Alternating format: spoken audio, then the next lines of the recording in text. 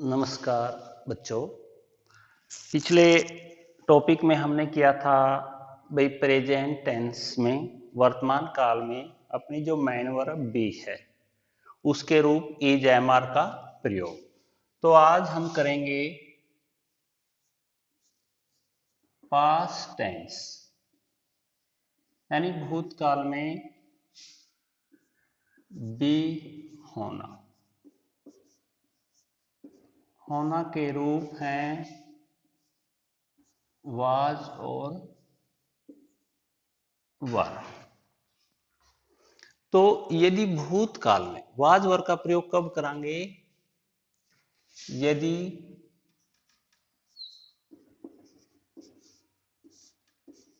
भूतकाल में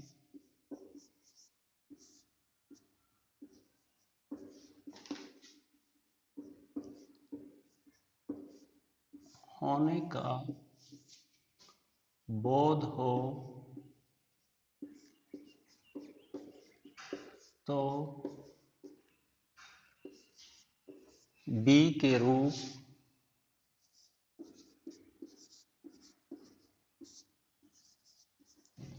वाज या वर का प्रयोग करते हैं।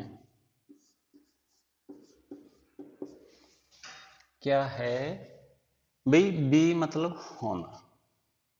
भाई किसी चीज का, जिस प्रकार हमने वर्तमान में किया था, भाई यह एक पेन है, यह एक अच्छा लड़का है। इसी प्रकार यदि भूतकाल में बीते हुए समय में हमें किसी चीज के होने का बोध हो तो फिर बी के रूप किसका प्रयोग करते हैं? वाज और वर का प्रयोग करते हैं। तो वाज किसके साथ और वर किसके साथ? यदि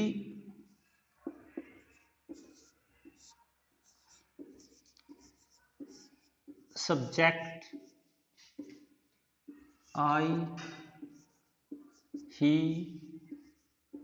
सी, इट या एक वचन संज्ञा यानी सिंगुलर नाउन हो, एक वचन संज्ञा हो तो वाज का प्रयोग करते हैं। यदि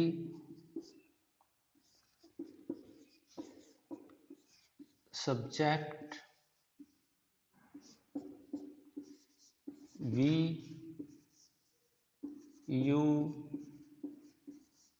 दे या बहुवचन यानी प्लूरल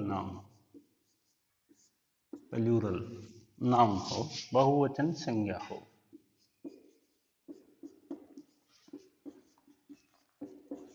तो वर का प्रयोग करते हैं।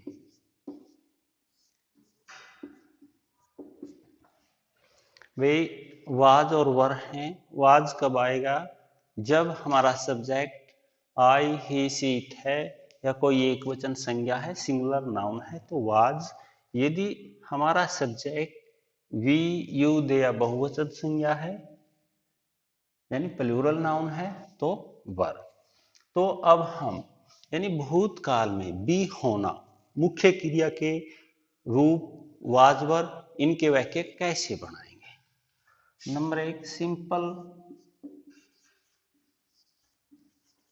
सेंटेंसेस, इन्हें एफर्मेटिव सेंटेंसेस भी बोल सकते हैं, सकारात्मक वाक्य या साधारण वाक्य। तो इसकी संरचना क्या होगी? सब्जेक्ट वाज या वर प्लस ऑब्जेक्ट। जिस प्रकार एग्जाम्पल, हम कल कक्षा में उपस्थित थे।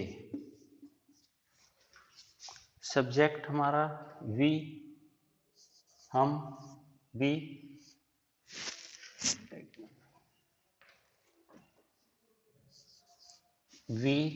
वी के साथ देखो वर,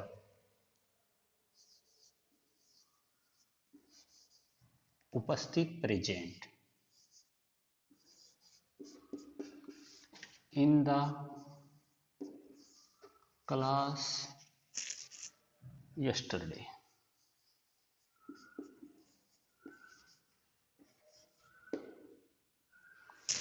we were present in the class yesterday.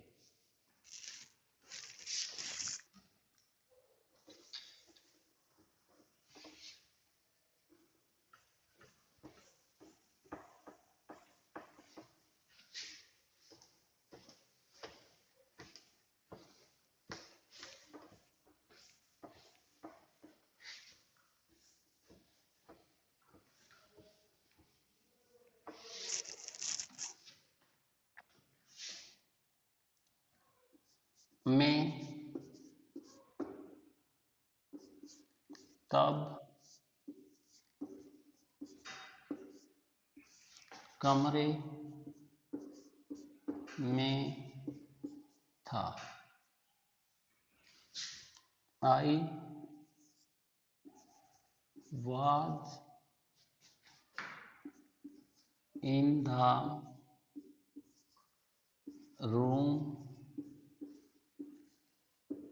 then.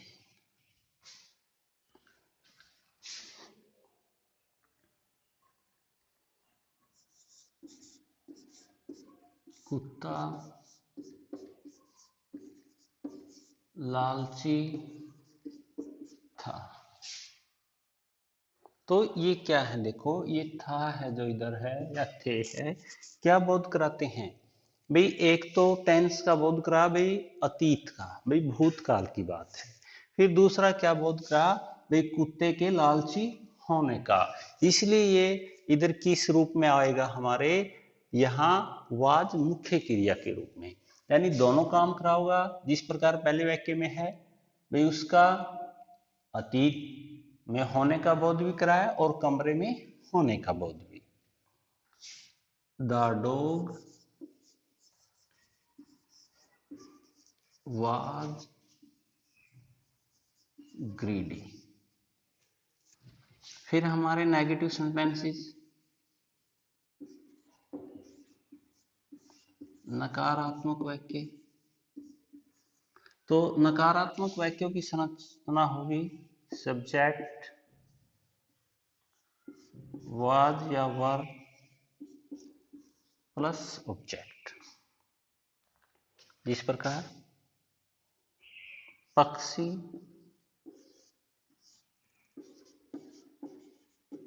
पेड़ पर नहीं थे, क्या हो जाएगा? The birds were not in a tree.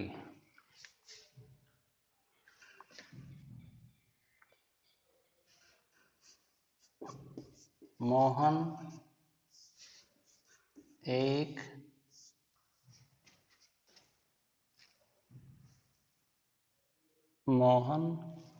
एक मूर्ख लड़का नहीं था। क्या हो जाएगा? Mohan was not a fool boy, a mad boy. Mohan was not a fool boy, a mad boy. fool मतलब मूर्ख।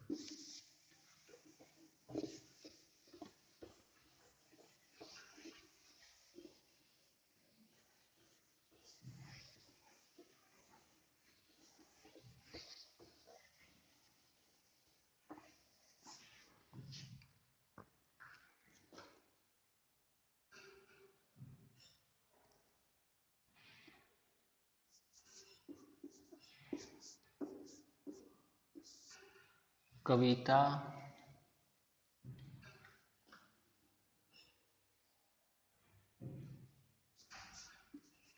अपनी कक्षा में उपस्थित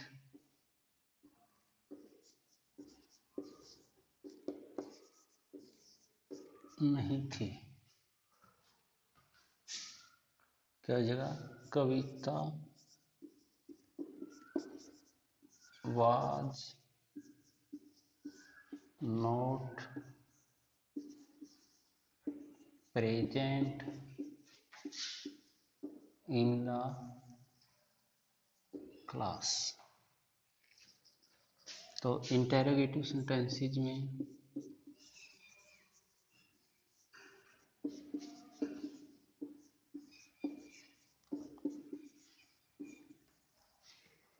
प्रश्नवाचक वाक्य में क्या हुआ, वाज और वर पहले, फिर subject object sign of interrogative. यदि WH का कोई शब्द है तो वो पहले, फिर वाज या were, subject object sign of interrogative. WH का मतलब भाई जो WH के शब्द है इन्हें क्या कहते हैं, क्वेश्चन वर्ड यानी प्रश्नवाचक शब्द। भाई कौन से हैं, इस प्रकार व्हाट क्या, वेयर कहाँ, वहन कब, वाही क्यों, विच कौन सी, हु कौन, हुज किसका या किसकी, हुम किसको, हाउ कैसे, हाउ मैनी कितने, संख्या, हाउ मच कितना या कितनी, मात्रा, हाउ फार कितनी दूरी। तो क्या है, ये WH के शब्द हैं, इन्हें हम क्या बोलते हैं, क्वेश्चन वर्ड बोलते हैं। यदि ये किसी वाक्य के कहीं भी हैं, यदि हम इंग्लिश बनाते हैं तो इनकी इंग्लिश सबसे पहले वाक्य के आरंभ में लिखते हैं। देखो एग्जाम्पल हैं, क्या तुम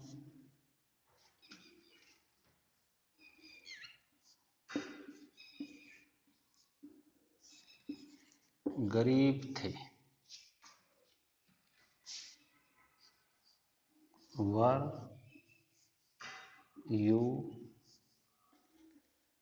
पुअर।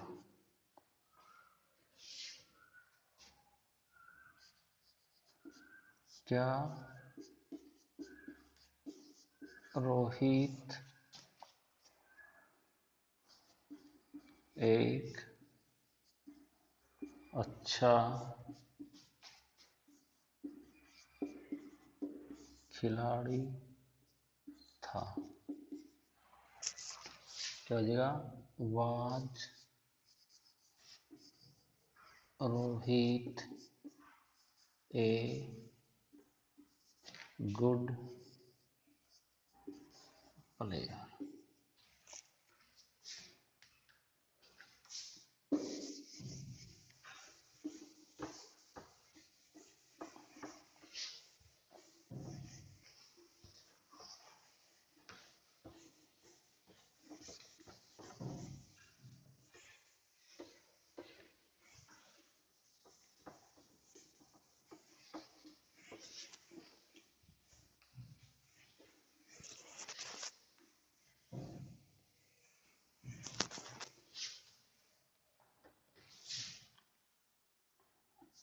उस समय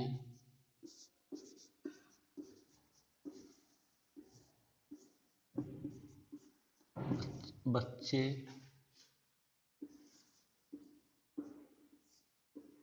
कहाँ थे, वेहर were the children that time.